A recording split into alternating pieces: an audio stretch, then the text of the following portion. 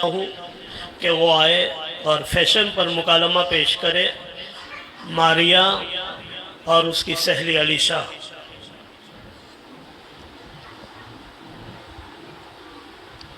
بھائی اچھو بھائی کی طرف سے سب بچوں کے لیے 1000 روپیہ، آصف کے ابا کی طرف سے سب بچوں کے لیے 1000 روپیہ اور اساتذہ کے لیے ایک رقم آئی ہے، اور ایک بھائی کی طرف سے ایک رقم آئی ہے۔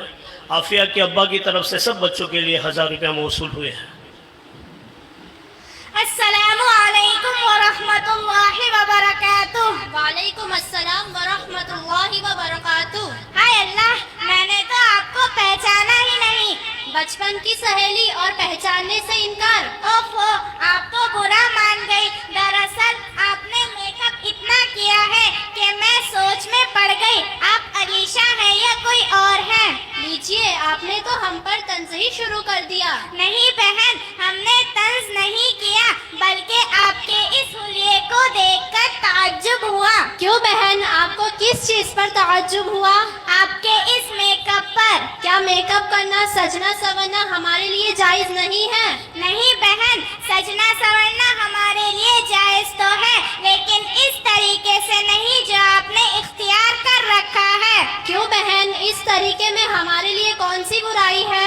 ارے بہن، آپ نے ہونٹوں پر لپسٹک اور ناخنوں پر پالش لگا رکھی ہے۔ ان چیزوں میں سور کی چربی ملی رہتی ہے، اور اللہ تعالیٰ نے اس جانور کے بال کو حرام قرار دیا ہے، اور ہم انہی چیزوں سے اپنے ہونٹوں اور ہاتھوں کو سجاتے ہیں۔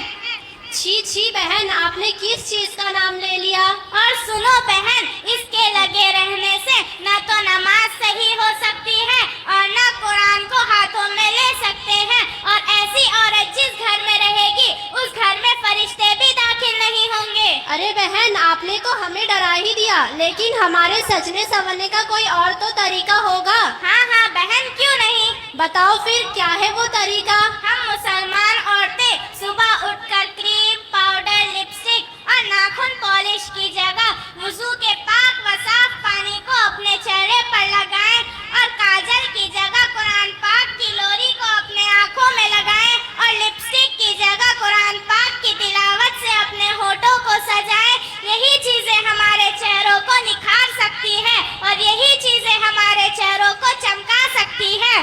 ماریہ بہن، باتیں تو آپ نے بہت اچھی کہی ہے، تھوڑی اور بتا دو تو بڑی مہربانی ہوگی۔ اچھا تو پھر سنو میری پیاری بہن، ہم عورتوں کی خوبصورتی شکل و صورت سے نہیں، بلکہ ہماری خوبصورتی دل کی پاکیزگی میں ہے۔ ہمارا لباس ریشم اور چمکیلا کپڑا نہیں، بلکہ نیک سیرت اور سلیقہ مندی ہے۔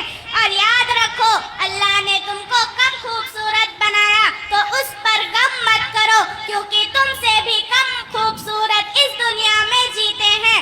اور اللہ تعالیٰ نے تم کو خوبصورت بنایا تو اس پر غرور اور تکبر مت کرو، کیونکہ تم سے بھی خوبصورت اس دنیا میں موجود ہے۔ اور اللہ تعالیٰ نے قرآن شریف میں فرمایا، اعوذ باللہ من الشیطان الرجیم، بسم اللہ الرحمن الرحیم، وقرن فی بیوتکن ولا تبرجن تبرج الجاہلیت الاولی۔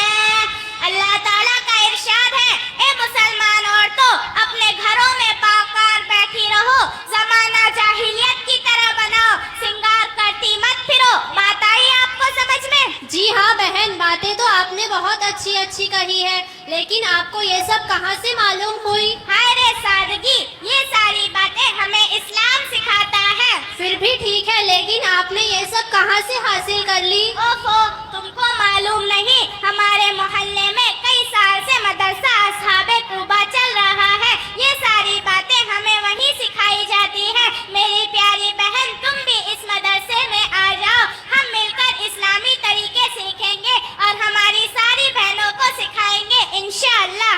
انشاءاللہ، میں آپ سے وعدہ کرتی ہوں کہ آپ کے اس کام میں میں پورا ساتھ دوں گی۔ اچھا بہن، ہم سب مل کر اس مدرسہ کے لیے دعا کریں کہ اللہ تعالیٰ اس مدرسے کو دین دونی رات چگنی ترقی عطا فرمائے، اور اس میں سبھی تعلیم حاصل کرنے والوں کو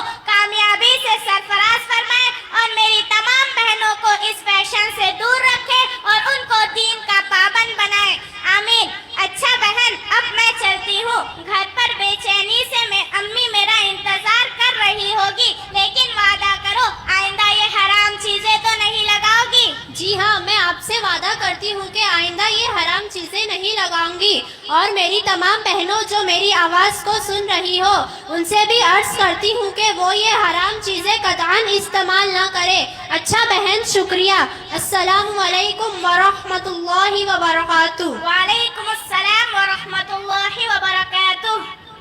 ماشاء اللہ، یہ بچہ جو مکالمہ